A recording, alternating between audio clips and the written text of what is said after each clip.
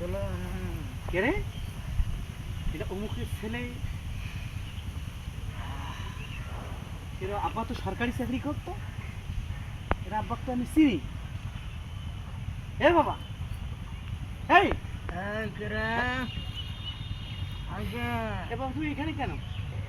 এভাবে কি ডলতেছো? হ্যাঁ? গান্দা তুমি গান্দা গান্দা বুঝো না? দুধ খাও খাও এ বাবা, না হেই, গাঞ্জা তুমি কতদিন থেকে খাও? গান্দা খাই মেলা দিন থেকে।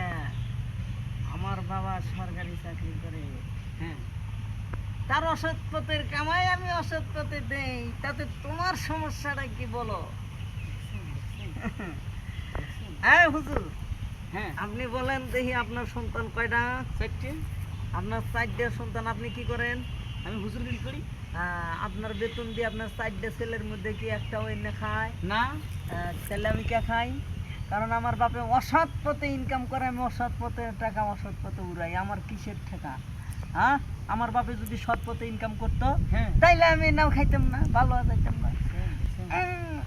সম্মানিত দর্শক শ্রোতা, আমার গান্দা দাও। যে যেখান থেকে আপনারা আমাদের এই ভিডিওটা দেখতেছেন, এই যে আগের মানুষ বলতো সৎসঙ্গ সর্বনাশ, অসৎসঙ্গ সর্বনাশ।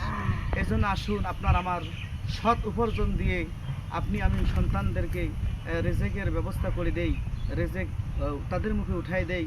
আর যদি অসৎ কামাই অসৎ পয়সা দিয়ে ছেলেদের, মেয়েদের, বাচ্চা কাচ্চাদের মুখে অসৎ রেজেক উঠাই দেই, তাহলে বাচ্চা কাচ্চার এভাবে নষ্ট হওয়া স্বাভাবিক ব্যাপার।